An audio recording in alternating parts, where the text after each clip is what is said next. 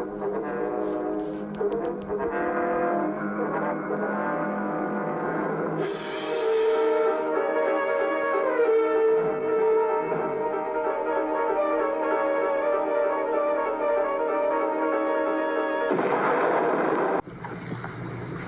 me while I have a strange interlude.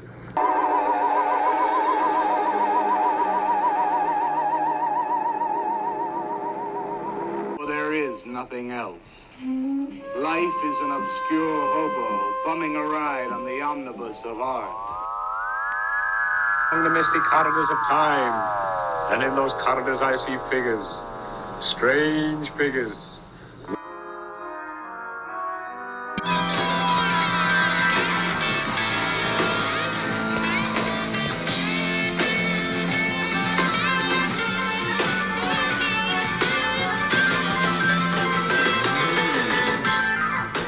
Welcome back, my friends, to the AP Strange Show. I am your host, AP Strange. This is my show, and tonight's show is brought to you by Contact Your Inner Skeleton. It's a therapeutic program to help you get in touch with the skeleton inside you that's always trying to escape your body. You can find a balance between yourself and your own personal skeleton by contacting your inner skeleton today. And tonight on the show, this is going to be a lot of fun because I have the one and only John E.L. Tenney on the show. He is the president of the Galactic Institute of Weirdological Studies, the original professional weirdo, the world's most beloved investigator of strange phenomena, according to his Instagram, and I'm just going to believe that. So welcome back to the show, John. Thanks for having me. You know, listen, I realized that I don't really have any enemies. And I was talking to Jessica. I said, I think I'm the most beloved paranormal investigator in the world. And she goes, at this point, just put it in your bios. Like, who's checking on that anyway? Yeah, it reminds me of, I should have looked this up beforehand, but there was a copy I had of Stranger in a Strange Land by Heinlein that had some really weird claim on the front. Like, I don't think it wasn't most beloved, but it was like, I don't know, most influential sci-fi book of all time or something like that. And I'm like, Yeah. How do you quantify that claim though? Yep. Like, Nope. If someone in a room just making it up. Yeah. It was someone going, is this the most? Yeah, why not? Just put it's the most influential. Right. Is he the most beloved? Yeah, just write down you're the most beloved. Yeah. Who's going to argue with that? Yeah. First of all, who's going to argue with the most beloved investigator of strange phenomena? That's a mean person. Right. If they're going to come at you, they're already at a disadvantage. It's a point against them, right? So well, yeah, I mean, I'm inclined to agree. I think you earned the title. So Listen, for as long as I've done this, which I'm rolling into, 35 years now, the fact that there are, I don't think I have any enemies in this field, which is wild because this field, especially like UFOs, is like people just hammering on each other. I mean, I do have enemies. There are people who do not like me because I openly talk about stuff they don't want to talk about, and I'm not fitting their narratives of whatever weird Armageddon Jesus thing. Like, but I don't consider them my enemies. Like, they think I'm an enemy, but I don't think they are. Well, right. In social cases, there are people who are my enemies. Social and political, I do have enemies. There are people I do not like. Yeah. I mean, well, I had to think about that because it's like, I don't like to think that I have enemies, but I definitely have people I'm antagonistic towards. Sure. Yeah. Yeah. I'd like to think I could break bread with just about anybody, but I know there's plenty of people that don't like me, but I like me. I'm also. Yeah. Yeah. So, yeah, I years ago, I posted a thing, I don't know to which social media account, but it just said, I don't believe in myself because I am fucking unbelievable. That's a good line. Yeah. Well, I think it's funny too because and I think you and I have this in common, but probably people get upset with you because you have a sense of humor, right? Like, do you run into this where people Well, feel like you're yes. not being serious enough about the UFOs? Yeah. Yeah, That's something that's remained constant in the 33 decades of doing this is how many people I've run into who have said like, you've got to be taking this seriously. And I'm like, right. am I taking seriously like the pancakes or the footprints that have a secret message in them? Or like, like it's all ridiculous.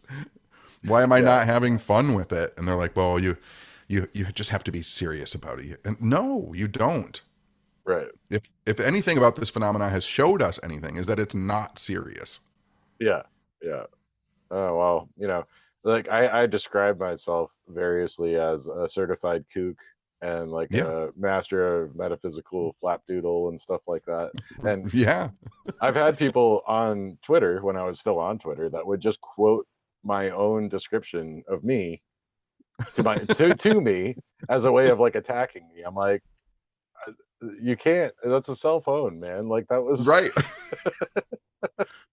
I just remember too when I was growing up, one of my favorite comedians, probably and still is, but I don't know if you know who Brother Theodore is, Yes. but Yep. yeah, like Classic but weirdo. yeah, Theodore used to introduce himself as a metaphysician and part-time podiatrist, which I think is great. You like the toesies. Didn't he Yeah. also claim to be like a crazy chess master too? Yes. Yeah. Yeah. Theodore made a lot of claims. Yeah. Well, I mean, he was a character though. I mean, I don't think we get characters quite like that anymore, you know? No, he was great. If people have never watched Brother Theodore, like watch clips of him on David Letterman, Right. because Letterman would just let him go crazy and do whatever he wanted to. And he gets into a rant one time, and I really kind of love it because it does feel almost paranormal to me because he's free associating and creating this kind of improvisational world that he's living in. But there's one episode where he starts talking about the people who are after him. Hmm. And Dave says, like, who's after you? And without like even like it's just a flash, and he goes, the Minnesota noodle ring. And David Lemon's like, what is that? And he's like, I'm not supposed to talk about them. And then, like, as a kid, I kept thinking about, like, who's the Minnesota Noodle Ring? Like, who is that secret society that's trying to kill comedians? Yeah. Well, that's cool. You could build off of that, you know? Yeah. It's probably, he probably made it up on the spot. Oh, yeah. It was Right. just words that he threw together.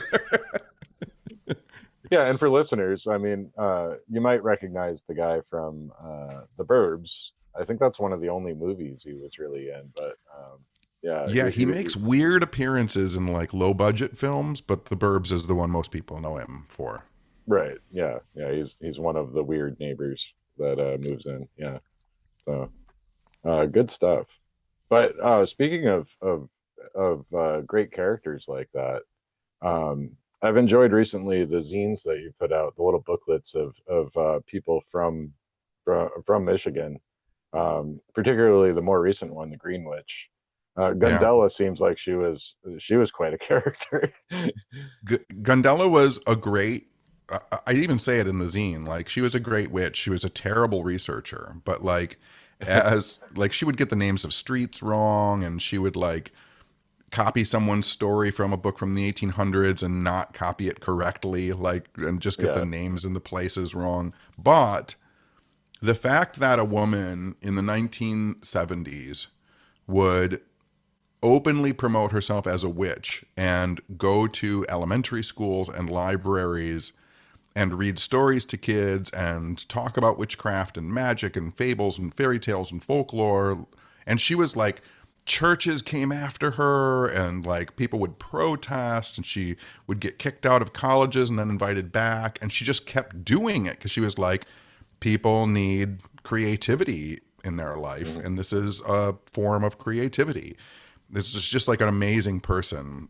When I met her, I was I think 15 or 16, and I met her at a metaphysical convention, Hmm. and I was like my full punk era, spiked coat and dyed hair and everything. and she looked like my mom. And she was sitting Yeah. kind of next to me on a couch in the hotel lobby. And she just started talking to me about magic and witchcraft. And these were things my parents had never talked to me about.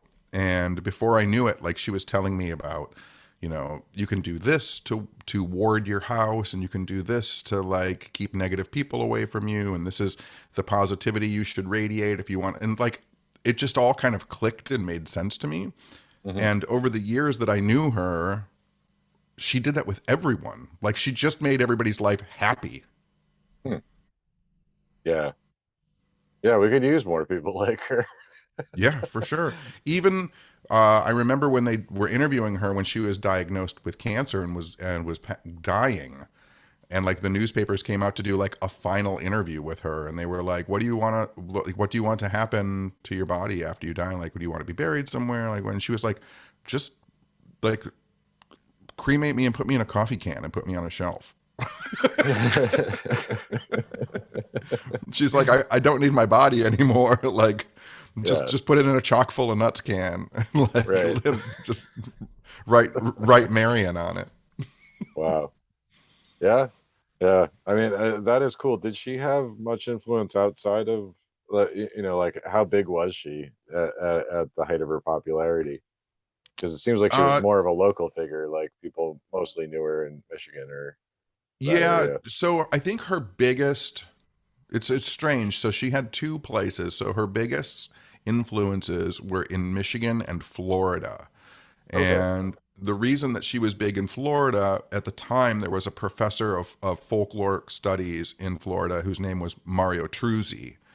Okay. And he was like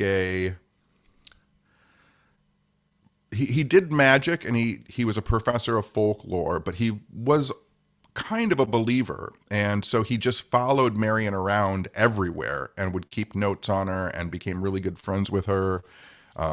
He even ended up putting out like a cookbook called Cauldron Cookery, which is like a witch's cookbook.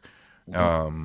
But he would invite her to Florida all the time. And so she like became huge in Florida and in Michigan. And a lot of the papers for her, the Mario Truzzi archives is at a college here in Michigan. And it's just Right. endless letters. He would, when people sent letters to Gundella, she would forward them. Well, she answered them, but she would forward both her reply and the original letter to Mario so he could keep track of what she was saying and doing. And so, yeah, those two places is where she was biggest. Wow. Yeah. That's kind of cool. I'd love to take a look at the Tracy archives someday because there's so much cool stuff in there. There's Um, so much cool stuff in there. And she got thousands of letters from people because when she was writing for a local newspaper here, she just put her PO box and said like, send me your questions, like, and ask me, like, say if you want them printed in the newspaper, but if not, like, I'll just write you back. And so she answered every single letter she got for 15 years, which I can like just an amazing with pre-email, like all like yeah. handwriting letters to everybody is just an amazing thing. And we have 99% of them in the Truzzi archive. Yeah. That's phenomenal. Yeah. Um, do you have the cookbook? I don't have a copy of Cauldron Cookery just because I think the last time I saw one, it was like $85. Yeah. Yeah. And I was just like, ugh. Well, it's funny because we had a local wizard here in Massachusetts named Ted Rabowen, and he had a book that was like Kitchen Witchery, I think it was called, and it was a cookbook. But Yeah, it was all like witchcraft cookbook, and that's like one of my white whales. I would love to have a copy of it, but I think it was that's just the like a very small run of it, and there aren't that many in the world, I don't think. no, for sure. I mean, that's the other problem too, is that a lot of the like local people, whether it be Gundella, your guy, like those were a lot of times just printed through vanity presses, which now we call self-publishing. Mhm. But they would print like 100, 150 copies, and then that was it. Right, right, yeah, So and I mean good luck that finding it. that was true for a lot of the contactees and stuff, I imagine as well. Oh yeah, yeah, yeah. Um, I was trying to when I was going through some of my archives of old UFO fanzines when I was working on the one for Lee Childers, the Prince from Outer Space one, and I was looking through all these old UFO zines, and I found this copy of this zine, well, magazine at the time, booklet as they would have called it, from like 1954, and the author wrote on the inside like number 6 of 15. And I was like, holy fuck, he only made 15 of these.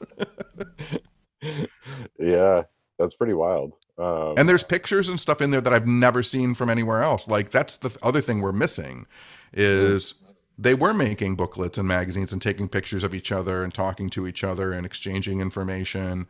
But then you make 15 copies of it and it's just gone forever. Yeah. Yeah. Because a lot of that stuff just doesn't survive. I mean, for one thing, if it's handmade, it might not hold together. It'll fall apart over time. And for another, when they die and people are going through their estate, they may not even know what they're looking at and just toss it out, So the one of the biggest ones that crushes me is back in the late 50s and throughout the 60s, a lot of the artwork that was being done for Gray Barker for the Saucerian Press was being done by an illustrator named Jean Duplanter. Yeah. And like the really famous Mothman, that like the big black hairy shape with big eyes, like that's a Jean Duplanter drawing. And Jean was alive up until 7 years ago, and he was just living in obscurity in Canada. And I had called him once, but he was living with someone who was like, Gene doesn't want to talk to anybody. And then about a year later, I saw his obituary, and I was like, fuck, like he's got to have his original drawings. Like, he was an artist. And when I finally got a hold of someone, they were like, oh yeah, we threw it all away. That's a travesty. But I mean, he abandoned the UFO subject entirely, like in the 90s, right? Probably earlier.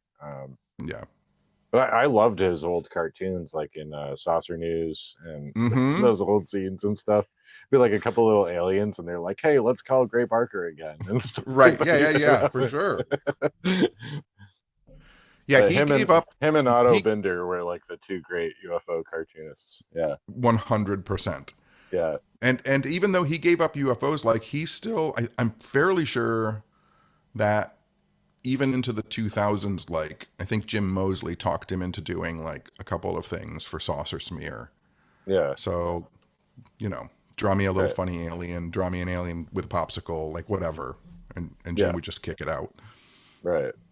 Yeah. Talented guy. Good stuff. I love it. It's just they're all going away. They're all going the way of the dodo. Yeah. Yeah. Well, there's still good ones out there, though. I mean, there's newer generations of people. I always really enjoy Todd Purse's weird cartoons and yep, those are great.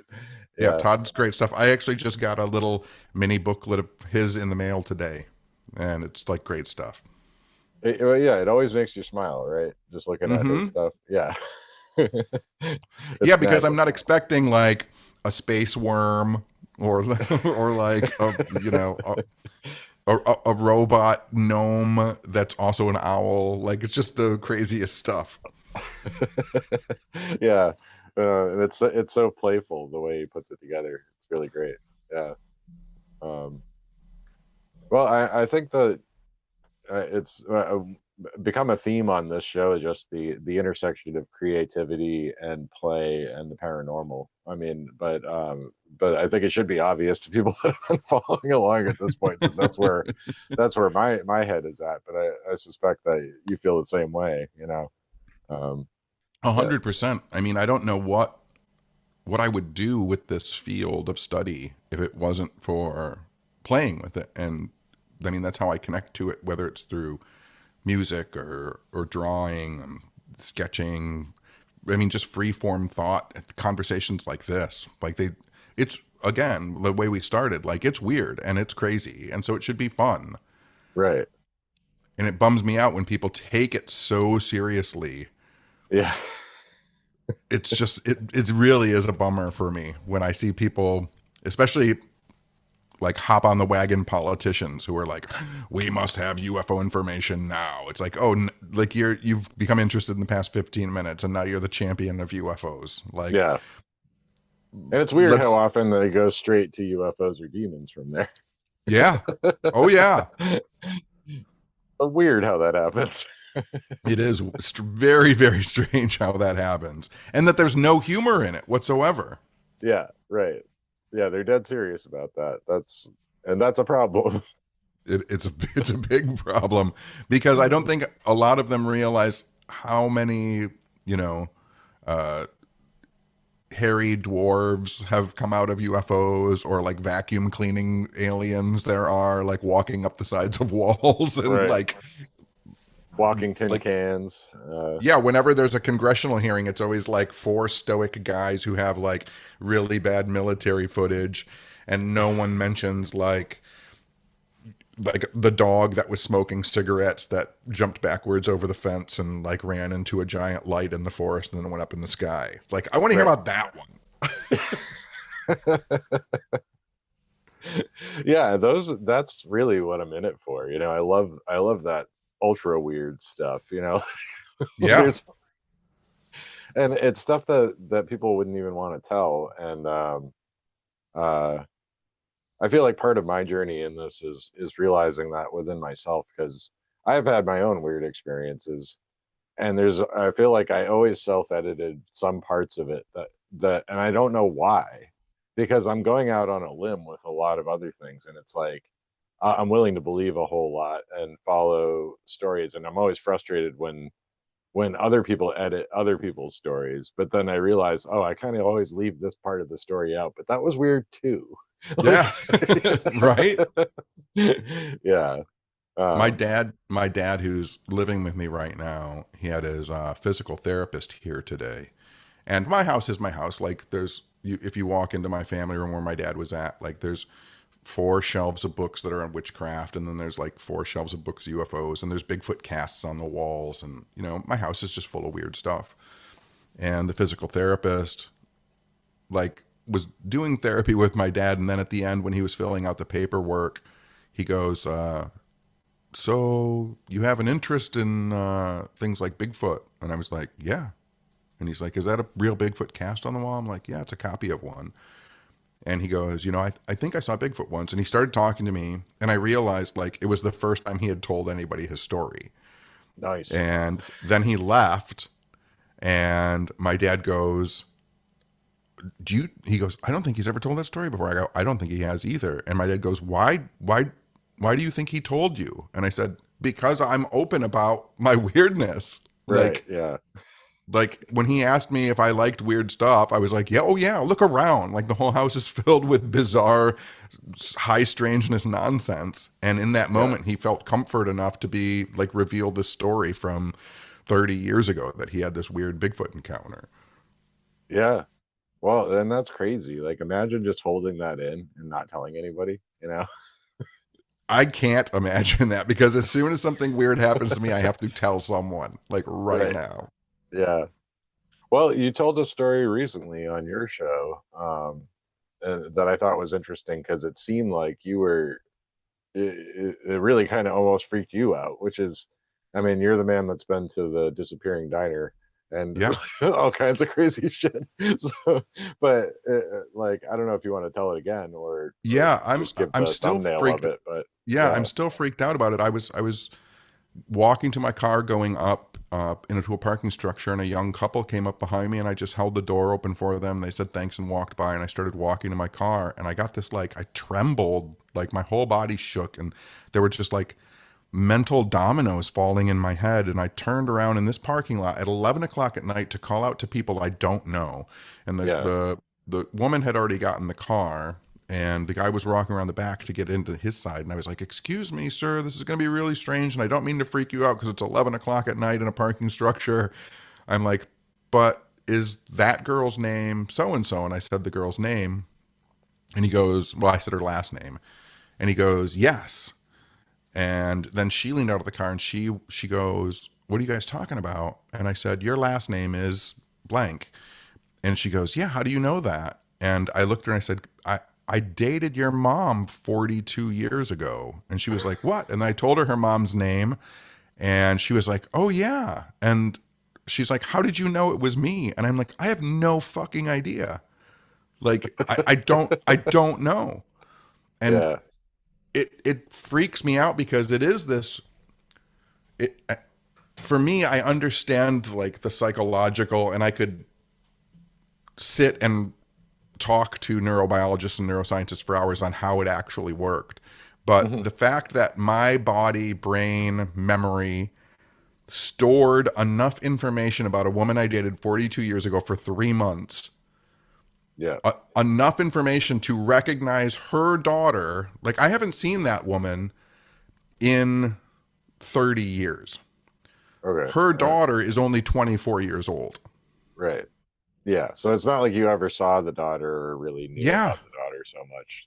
Yeah. So yeah, you just recognized her as the progeny of a woman. And I don't know, like, you can say it was maybe she looked a little like her, but she really doesn't. I've gone back now and like found an Instagram page, and I was like, what would have, like, I found the Instagram page of the woman I dated, Mhm. which hasn't been updated in years. And I was like, nope, it's not looks. Like, maybe it was when she said thank you for holding the door open to her, like the timbre tone of her voice, like, but something immediately I knew, like, that was the daughter of a person I dated 4 decades earlier. And it just seems very paranormal and supernatural to me that the human body can do something like that. Yeah, that is wild. I mean, it made me think of a time that I had something sort of similar happen, but not nearly as dramatic. It was just like sitting at a table next to people at a restaurant and kind of knowing the guy's life story. Like I sat down, saw the guy at the table next to me, and I got an immediate image of him in a hospital setting with a clipboard under his arm, and like this kind of the lab jacket or whatever. And I'm like, that guy's a psychologist.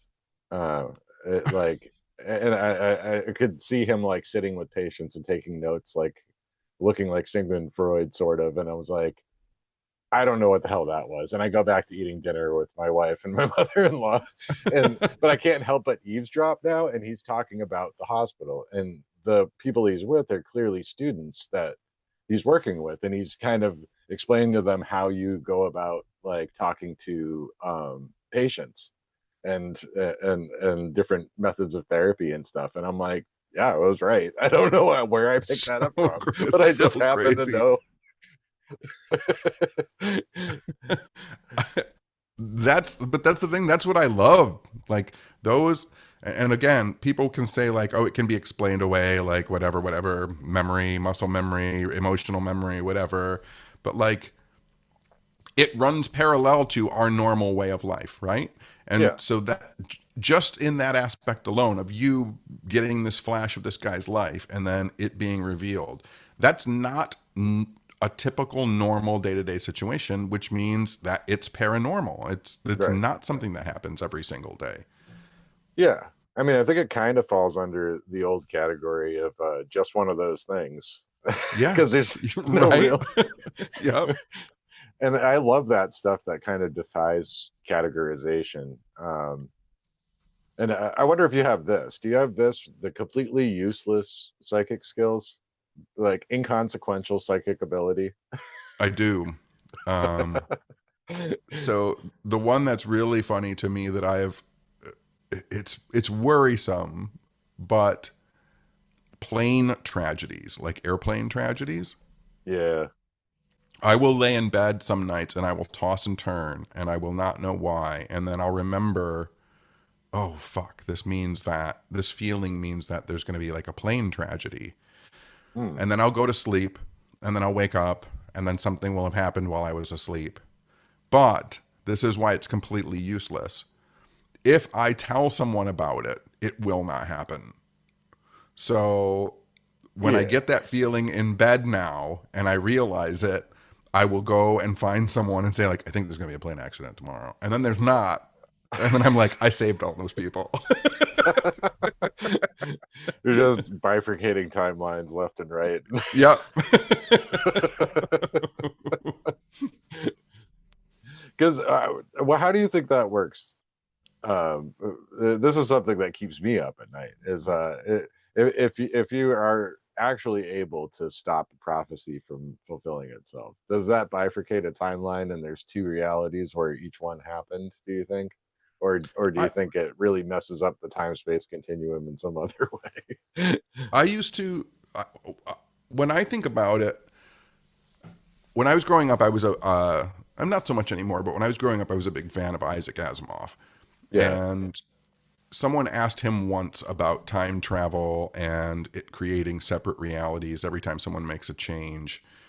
And he had this response, which was, we think of time as like a string, and then the string like breaks into another string, and then another and another, and it becomes this huge thing. He said that he thought of time as like a woven blanket. Mm. And you can go in and you can cut like certain parts of the blanket, and the blanket will not fall apart. It still stays the same. You can go in, you would have to cut the whole thing in half, and then you would just have two blankets. Yeah. And but there's no way a human being, a single human being, could do anything so radical to time that it would split the entire thing in half. That little section might get loose for a while, but the entirety of the blanket holds together. Hmm. Yeah, that's how I tend to think of it, is almost like fluid. There's got to be some kind of like time space entropy where things kind of fill in the gaps and Yeah. restore it, you know? Yep. But I think maybe Yeah. that's what paranormal things are anyway. Like paranormal manifestations are just the roadwork crew for the time space Yeah. continuum. Yeah, for sure. Yeah. There was Huh. I might have cut it out of an episode of What's Up Weirdo, but there's I think the story is called Yesterday is Tuesday by Theodore Sturgeon, and it's about Yep. a guy who wakes up in between days, I love and that idea. Yeah. there's an entire crew that there's like an infinite amount of these like little elves that have to rebuild reality every single day. Mm. And sometimes they forget to like put your keys where you put them down. Sometimes they forget Right. to put the dent in your car, but then it's not back the next day. Like they remember what they did wrong. And so we get these little flubs in reality that the millions of elves are always fixing. That's kind of the opposite of the Langoliers. Yeah, right. Where it just eats everything in the past. Is Bronson Pinchot in that? He is. Yep. In the TV movie? Yep. And Dean Stockwell, I think. Oh, yeah. Oh, yeah. Right. I'll have to rewatch that. I remember watching it when it was, I think when it was new or new-ish. Maybe I had it on VHS or something, but I just remember it being bad. I remember it being not great. Like cashing in and out of it often. Like walking in and going, what's happening now? Oh my God. I don't know what's happening. Well, Like it was kind of long too, right? It was like a miniseries. yeah, I think it was like a 4-day miniseries. Stephen King just kept trying to hit the same popularity that it did, and Right. couldn't do it, I guess, right? So, Yep. For sure. the Langoliers is no it.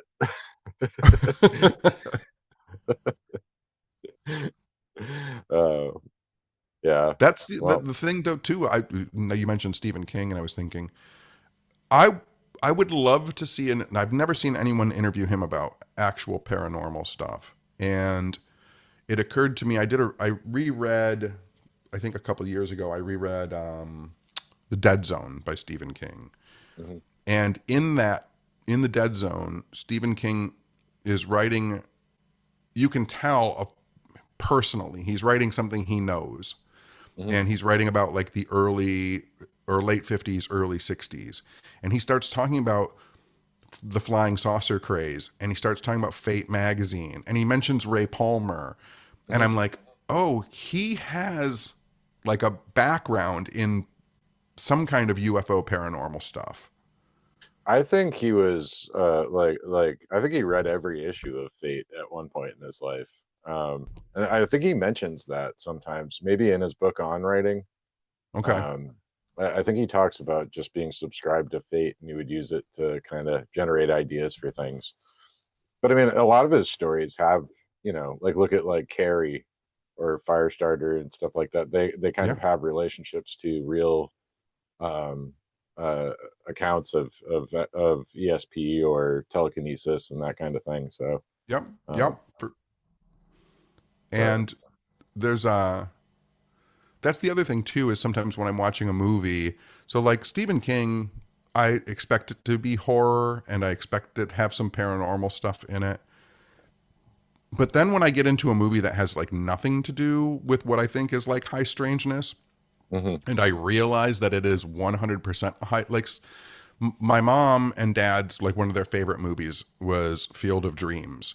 And obviously Yeah, there's a paranormal aspect to it because there's a voice saying, you know, build it and they will come. Like that's that paranormal aspect to it.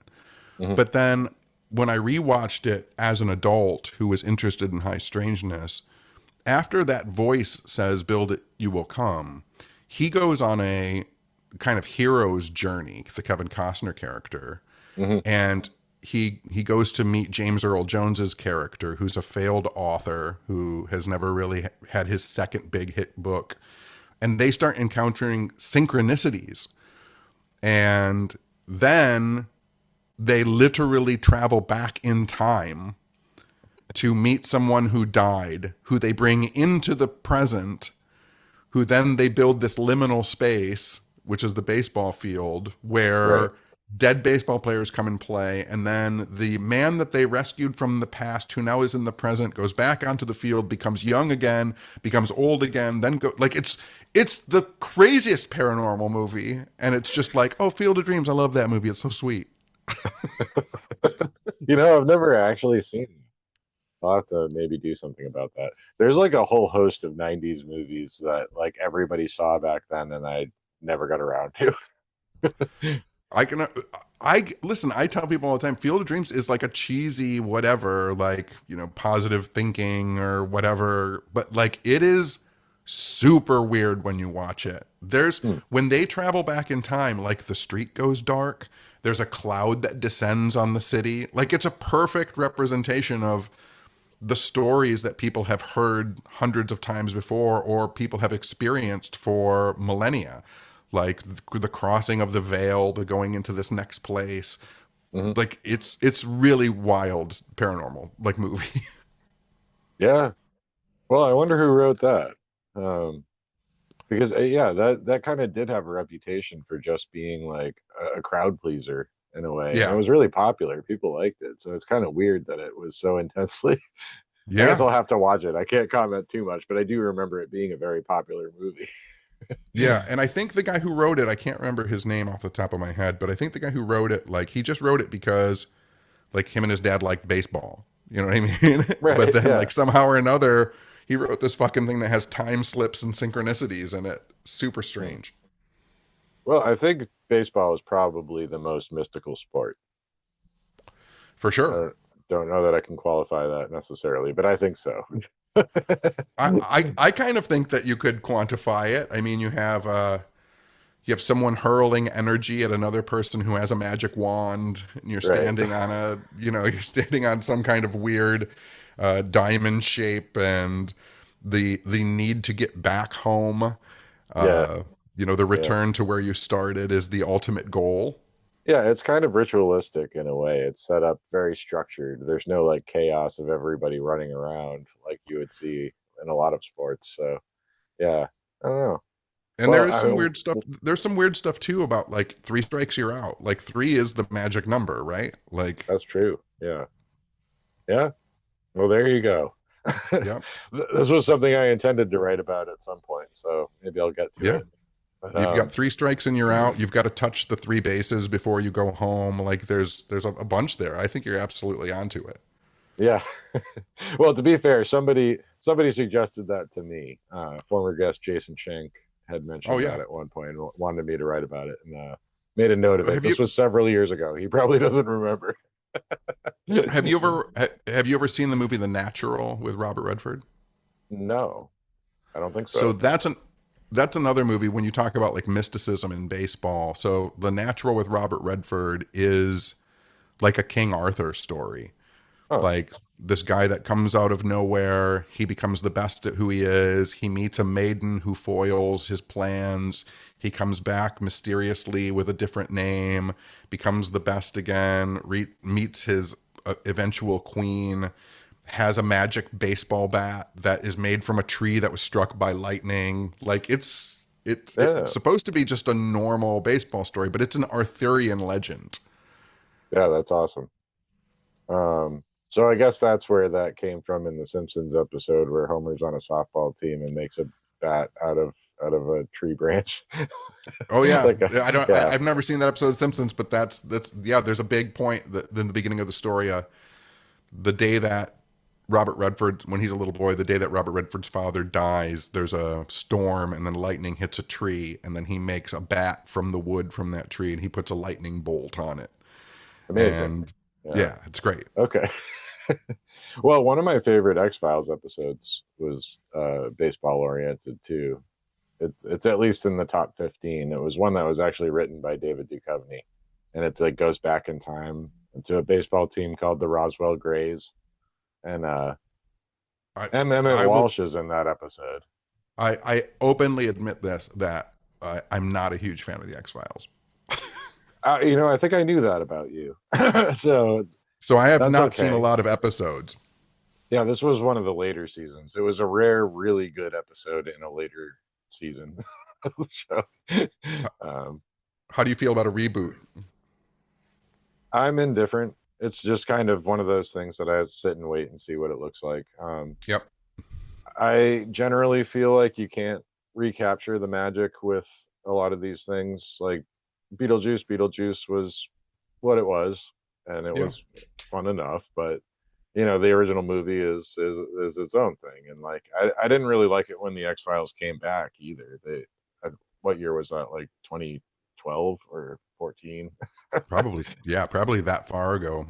I wasn't a big fan either. I watched all of those too, and I wasn't a big fan. I think you're right. I think again, like trying to recapture the magic of a television show is trying to recapture magic. It's like Yeah, when you have a weird experience, expecting to go back to that place and have the weird experience again. Like it's meant to happen once. That's why it's right. wonderful.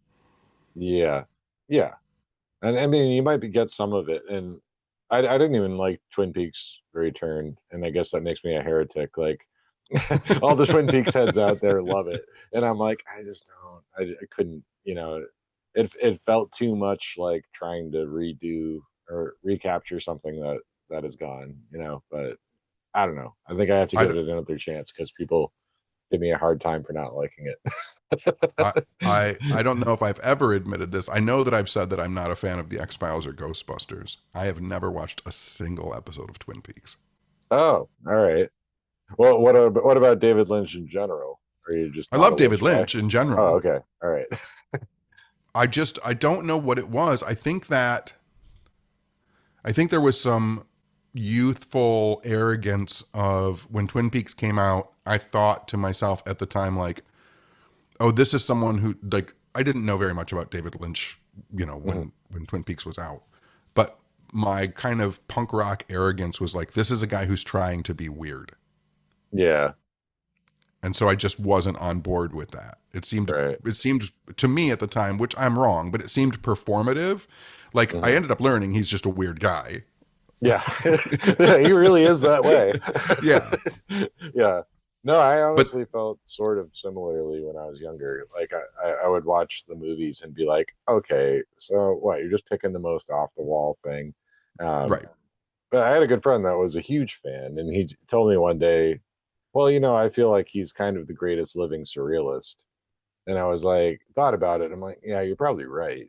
Because I'm a big fan of surrealism. And I'm like, all right, if you're going to, yeah, he's doing legit surrealism, I guess. Like, I shouldn't get frustrated because I can't put the linear story together with what he's doing, Right. because it's surrealism. I get it now. I know surrealism. I feel like someday Twin Peaks will find me when I'm ready for it. Yeah, when it's meant to happen. Yeah, But I just brought it up as a example of some trying to come back to for something, sure. right? Um, Reboots are a little better, but there is such a thing as coming up with new ideas. That's the thing that cracks me up, right? Like you could do any of these shows and just call them something else Mhm. and like just have it be its own thing Yeah, without having to tether it to the nostalgia of is Duchovny going to show up or is Gillian Anderson going to show up? Like, just do yeah. your thing. Well, it becomes so much about that, like stunt casting and cameos, and it's I think we've catered too much to fans. And So, I I think in a lot of ways, people know too much about the industry these days, and it takes all the fun out of it. There's no movie magic anymore. And yeah, I know that you're also a magician, like a stage magician. So when you know how the trick is done, it's not impressive anymore. You right. can't It's you not can't fun anymore. you can't unsee how that's done. Right? So, My friend Scott and I often talk about like because there have been movies that have come out that we have not liked that we probably should have liked. We worked in a comic book store together and we've known each other since we were like 15 and all of our nerd stuff together. He's the only real person I talk to about comic books and science fiction. But the conversation we've had probably for the past 10 years is this is what it's like for the nerds to have won. Like, mhm. there's more superhero movies and television shows than you could ever possibly watch. There's more fantasy and horror than you could ever possibly want to watch. And the reality is most of it's not great. Right. Yeah, and it's mainstream, so all these normies have opinions about it that we Right, now exactly. we need to consider. It's like I never thought I'd live in a time where there was more Star Trek than I could ever hope to watch. When I this is a youthful brag from 1986 or 7, but like I thought I was such fucking hot shit. So when I grew up here in Detroit, on the outskirts of Detroit, back in the 80s, on Channel 56 on our local PBS station, they would show reruns of Doctor Who. And Mhm. so I used to watch Doctor Who when I was like 9 or 10. It was came on the weekends. And by like 1986 or 87, it wasn't airing anymore on PBS.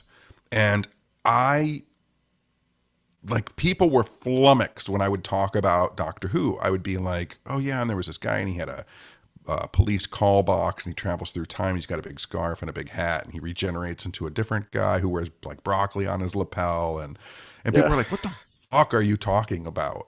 And so it is mind blowing for me that like I could go in any bar, restaurant, anywhere, and I could be like, how many people in here watch Doctor Who? And like a quarter of the people are going to raise their hands. Well, that's a revival that actually worked, I think, because there was a Mm-hmm. long period where they weren't making them, and then when they came back with the Ninth Doctor, Yeah, um, it took off, and it's very true to the tradition of the show. for sure. So that's one rare example of coming back to something and having it work. But to your point about like having stuff, like, how do I even say this? I think it was good for people to not have access to everything. Yes, absolutely. Like we don't need to see how the soup gets made. I wish less people knew how the soup got made. It would taste Yeah, better. and I mean I'm a nerd about some stuff and I jump on board and I get sucked into it. But like again, one of my favorite movies that I would see, Channel 20 in Detroit would do thriller horror double feature on Saturdays, and they would show this movie Psychomania, and I loved it. And then like once it wasn't on television, I didn't have access to it. And then like one day I found it at a Blockbuster on VHS and I watched it and I thought it was great and I took notes about it and I wrote about it so I could remember it better. And now I'm in an era where like I have the soundtrack on vinyl, I have a Blu-ray 4K like ultra DVD of it with Mhm. commentary from the directors and actors. Like there's t-shirts. Yeah, I think that I was having more fun when I was writing notes about it to myself, thinking I would never see it again. yeah, because it feels like a fun little secret that Yeah. maybe like only and you don't even necessarily share it with anybody, but you might. Yeah. I always felt that way about like stop motion animation, and watching like a documentary about Ray Harryhausen and how he would do it, and it was like you kind of got to see behind the curtain. You got to see Mm-hmm. the thing happening, but then not everybody else did. I always felt like I had this weird insight that a lot of people just don't even think about, you know. Yeah. Yeah. And it was fun. It was always fun when you have those things that feel like they're just for you, almost, you know. Yeah, Right. yeah, I find it happening the same feelings that I get where I'm like I'm excited that I have all that stuff, like Psychomania, for instance. I'm excited I have all that stuff and I have access to all that stuff. I do think it was more fun when I thought I'd never see it again. And I get the same feeling with like paranormal research sometimes. yeah. Like like it was this fun thing when it was hard to explain what I did to people. Mm, And now if I just say like I research paranormal phenomena and people are like, oh, my brother and sister-in-law belong to a ghost hunting group. Oh, my brother has a UFO podcast. And it's like it kind of diminishes what I'm doing. Like, but yeah. like we have more information supposedly and it's more accessible to people supposedly. But it Mm, does feel a lot more fun when you're like on the hunt and you feel kind of alone. yeah. Yeah, when it's kind of your private quest with stuff. Yeah. Like I'm not nearly as prolific as I'd like to be writing wise, as far as putting stuff out, but I do write stuff just for me. Yeah. I'm working over here, but And it's great. And yeah, and you are satisfied with it and feel good about it. And then like people like me read it and it's like, oh, that's super insightful. And it's right. like, it's great that that stuff is there. But at the same time, like when you're writing it for yourself, like especially me, like when I'm doing research and I'm huddled upstairs in my little office and I have my one light on and I'm going through old books, I'm like, this is Mhm, what it's fucking all about right here. Because when I die, when you die, when any of us dies, we're going to leave behind little mysteries of our own. People are going to go, if they don't just throw my stuff in a dumpster, people are going to go through some of the things that I've written and they'll get little keys to mhm, like unlock who they should read next or what book they should get. Or he mentioned this one time, or why did he print like I have copies of books where I just printed one mhm. and like someone's going to find them someday in my shelves where it's like this is it says on it this is one of one, Yeah, and like I printed it in 2007 and people are like, why did he feel the need to print one book of this and never write right. about it anywhere else? Like it's Yeah, just a little mystery that I'm planting for the next generations and it'll be theirs and theirs alone for a while. yeah, yeah. And that's the thread they can pull on, you know. Yeah. That's I mean, that's a lot of the fun of it. I think is doing the digging and pulling out some gem from a book that you've never heard anybody talk about before. 100%. I am always, whether we're manipulating backwards and forwards in time. I was going through an old newspaper 2 months ago and like stumbled across this story from the 1940s about this male witch in Arizona who could turn himself into a frog and then like told his wife he was going to turn her into a frog, and then there was a court case about it, and I'm like, how do I not know about the frog witch man? like, like why is no one writing, like there's got to be court transcripts. It was in court for like 3 weeks and no one's talking about frog witch man. That actually sounds like a song that you would write. It's pretty close. um, yeah, no, I absolutely love that stuff. I mean, we were talking before recording. I mentioned Trevor James Constable, but like in his first book, he's talking about satanic moon people at one point. I'm like, Yeah, satanic moon people. This is the great. best. Yeah, give me more. So I love finding those little nuggets and then sharing it with people. You know, And like I like said, I'm leaving a lot of them. Like in my books, there's going to be people are going to like people listen. People who are listening to this now, when I die and whoever's attacking my bookshelves attacks them, flip through my books because there are notes and messages in the majority of them. yeah, and some of them maybe not even from you. Because I imagine you experience this, finding weird shit inside books when you buy them used. Yes. Yes. That's some of my favorite stuff, though, is just seeing like little notes that people made in the margins, and Yeah. knowing this was a well-loved book and somebody was Yep. really using it for research at some point, or it meant something to them, Yeah. I just bought a book when I took my father up north. I went to an antique shop and I bought a book, and it was just like an old Encyclopedia Britannica from, I think it's from 1911. And just the inscription on the inside, it says something to the effect of like, to Richard, my love, who knows everything. How does it say? To Richard, my love, who knows everything. Here is a book that has everything in it, so it won't be any use to you. And then it's like Marianne. And I can't tell if like she was, I couldn't tell if she was slamming him or like being sincere. But I love that. Yeah, no, it is great. Sometimes they're really perplexing. Here's a weird one for me. The author had signed the book and somebody else scribbled out the autograph. Oh, that's interesting. Or he did. I don't know. But it's real weird, isn't it? Like when it's signed by the author to have that scribbled out. Yeah.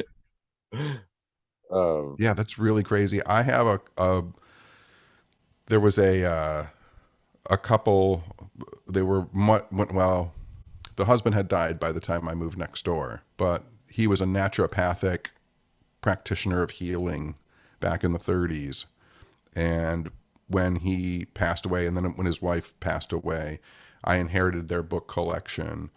And the first thing that I noticed was like half of his books were signed by the authors. So he must have been like buying them at meetings where people would go and talk or have lectures or whatever like that. But has one from, he has a book that was signed by Gene Dixon, oh, wow. the astrologer Yeah. to the stars and stuff like that. And in Owen's handwriting underneath Gene Dixon's name, it says bunk.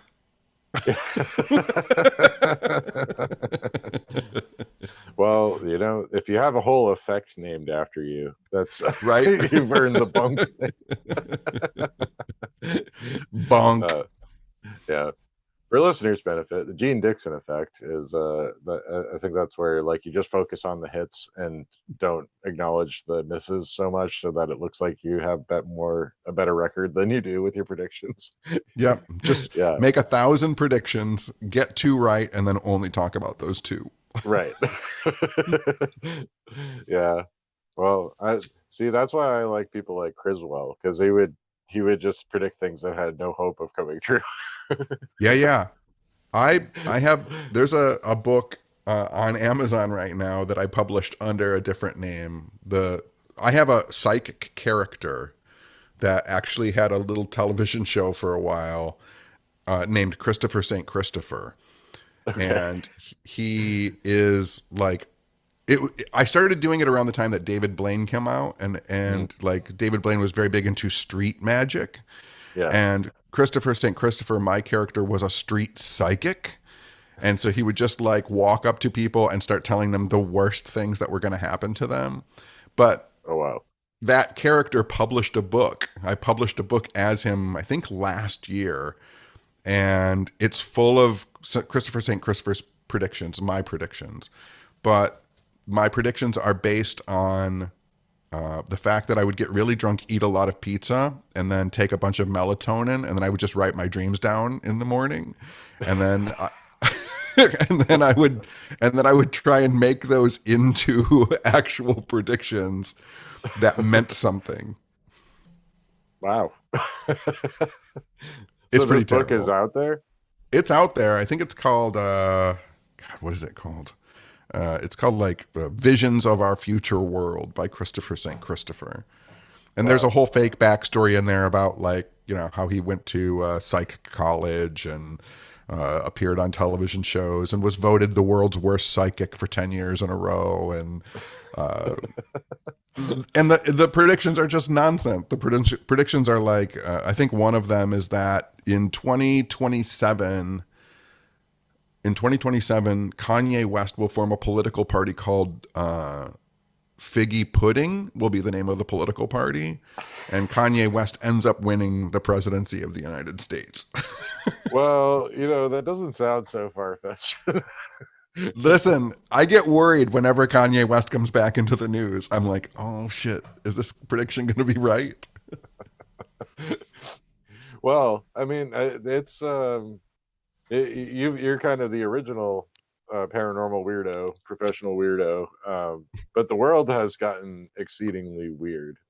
Yes. It's kind of hard to. Do you find it harder to celebrate the weird now that like the mundane reality is just batshit crazy? The what I think is funny is like the mundane weird keeps me sane from the insanity of what's actually happening in the world. Right. Like I never thought that ghost UFOs, Bigfoot, interdimensional creatures, telepathy, I never thought that would be what grounded me to reality. Like I always figured those would be the tipping point to any kind of psychosis I might like develop. Yeah. But I found that they keep me grounded. They lead me to people like you and give me people to talk to and keep me from just panicking over what is really happening in the world. Yeah. Yeah, and I feel the same way, and it's not to say that I'm hiding from it. I mean, I'm very anxious about it a lot of the Yeah, time. me I'm too. trying to do what I can to help people if I can. But yeah, it's kind of weird. I mean, Hunter S. Thompson said, "When the going gets weird, the weird turn pro." And Right. I've kind of felt like that's been the case. A lot of us that are open to a lot of weird subjects have probably had a little bit of an easier time. Because Yeah, and I think a lot of people that expected the structures to hold and just accepted things at face value before are losing their minds. yeah.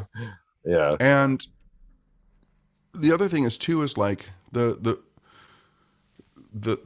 strangeness of all that stuff grounds me. And then so like again, for people who don't know, like I've recently moved my father in with me just because he's old and has health issues and stuff. And at any other time in my life, I feel like I would be overwhelmingly like being a full-time caregiver and my whole life having to move and change but like focusing on that reality gives me like respite from being inundated with terrible news every single day. Right. And just brooding over it. Yeah. Yeah. Which is what I mean, I still do it, right? Like Right. I still Yeah. like see the news and have to huff and, oh my God, what is happening? And try and figure out how I can help the world be better. But also like having someone to take care of, like pulls me out of the moment and says like, this is actually the more magical experience that's happening here. Right. Yeah. Because part of my magical practice, I think we've talked about this before and I've talked about it before, like my magical practices are all based in kind of mundanity. Like when I make my bed every morning and that's a magic ritual for me, I realized like my arms are being held up in the air as I wave out the blankets. And as I'm flattening the sheets, my arms are making these weird motions. And it's a moment every morning when I've crafted it now into a magical ritual of being thankful for my bed and a safe place to sleep and a safe house to sleep in, and like wishing that for everyone around me. Or the pictures of my ancestors that I have up, like giving them a cup of coffee every morning and lighting a cigarette for them and telling them, for those of my ancestors that were good, like I'm going to make you proud. And for those of you that were bad, like I'm going to be better than you were. Like, so finding magic and mundanity and turning it into something weird is really helping to ground me. Yeah. Yeah. That's good. That's good advice. Yeah. Because I mean, I think a lot of living a magical life is just one day deciding that you are in fact a wizard and the world is a Yeah. magical place and just go proceed accordingly. Yeah, for sure.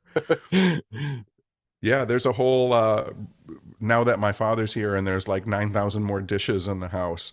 Like I'm in the midst of perfecting a ritual for washing dishes, like a magical ritual. Because again, like you have water cleaning this stuff, and my hands are making round motions. Like I'm like, okay, this is the next magic ritual is washing Right. dishes. Yeah. Yeah. Well, And you then it know, goes, that is, and then it goes from something I'm huffing over to something like I'm excited to do. yeah, there you go. It's kind of rewiring your brain for that Yeah. activity. Yeah. Yeah. I get that way about paying bills. That probably sounds really weird, but like getting the checkbook out and writing out the bills and knowing that I can cover it. Because I've had Mm-hmm. times in my life where I was really poor. So Yeah. like it's kind of nice to it becomes this little ritual where I'm like paying my bills, getting Yeah. these paid. None of I'm not in arrears with anybody. Yep. No, it's Yeah, great. yeah. You turn it into a little ritual and have fun with it. Yep. It'd be nicer to Um, keep the money, but yeah, I don't know how they ever tricked us into paying bills. yeah, they somehow did that and tricked us into working jobs and um, paying taxes and all this other stuff. Someone did a magic ritual. There's got to be a better way. Uh, Yeah. maybe I'll just turn into a bird or a frog. We need to learn the frog spell and turn into frogs Frog and witch man. just hop off into the pond. Nobody's gonna make the frog work. It sounds pretty good right now, actually. When I took my dad up north, uh, those trees have known me my whole life, and I love the forest that surrounds my family's house up there. And there was a point where I had put my father kind of to sleep and gotten him all his food and everything. And he goes, "What are you going to do now?" And I said, "I'm going to take off all my clothes and run around the woods and scream at the top of my lungs." And he was like, "Okay, have a good time." And I was like, "All right." And then like I just stripped naked and ran through the woods screaming at the top of my lungs. I felt great when I came Yeah, back. I was tired. I was happy. Like it was great. More people need I to go and scream out in the woods. I have a feeling that you're somebody's cryptid up there. Like there, 100%. 100%. I often wonder if like the animals think I'm a cryptid. yeah, right. Like the deer and the bears and the possums and squirrels are like, you remember that time like 6 months ago there was an animal of indeterminate size that was hairless and screaming at the top of its lungs running around out in the woods, and they're like, that never happened. No, it's true. Rabbit saw it. Rabbit, Right. you saw it. Yeah. Oh, you're crazy. Those humans, they always wear clothes. Yep, that's what I'm saying. Yeah. Oh, wild. Yeah, you do have to wonder what wildlife thinks of us. But I think they've got it made personally. They got the right idea.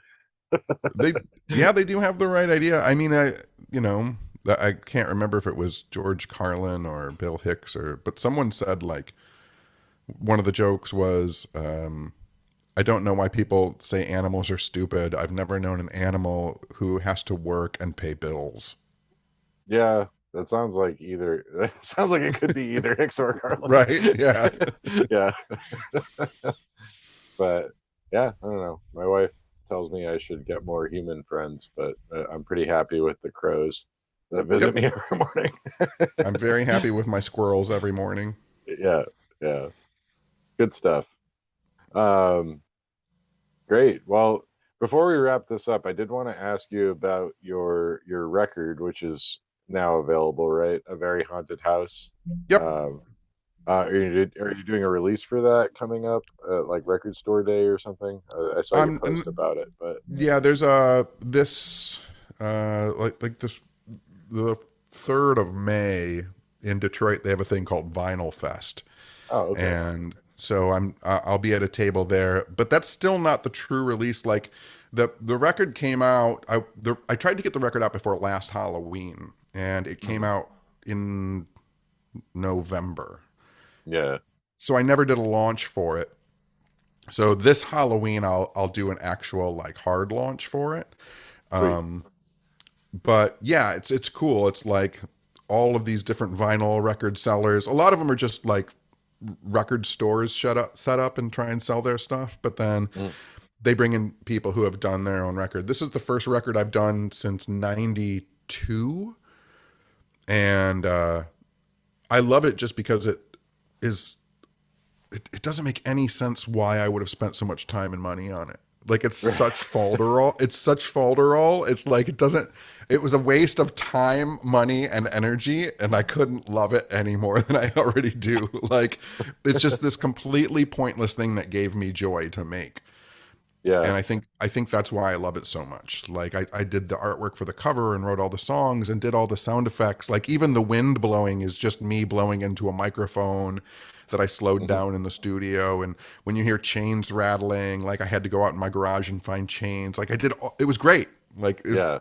I could have just gone online and found like sound banks and MP3s, but I was like, Hmm. no, like I want to do everything. Yeah. Well, that's awesome. And so it is available if people wanted to order a copy. Yeah, I think Yeah, some people it's have received it already, right? I don't know. There's no good. I don't think there's a good website URL for it. Is there a good website URL for it? Uh, Well, if they go to Weird Lectures, is there a link somewhere on there that will? there should be. I'll put one on there. So if people go to Yeah, Weird Lectures or if they go to johneltenney.com, there'll be a link up there by the time anybody hears this. sweet. Yeah. Well, it sounds like a lot of fun.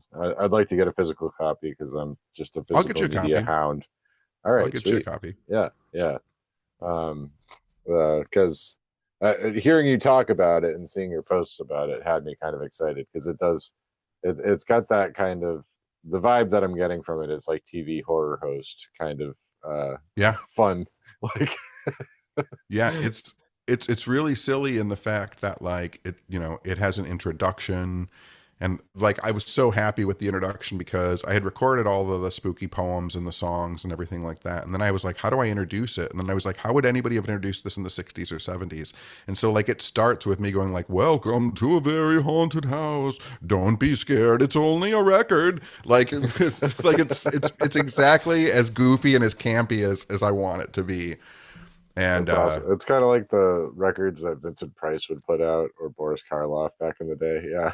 yeah, yeah. And then there's it's really funny too because the two of the poems, well, one is a story, one is a poem.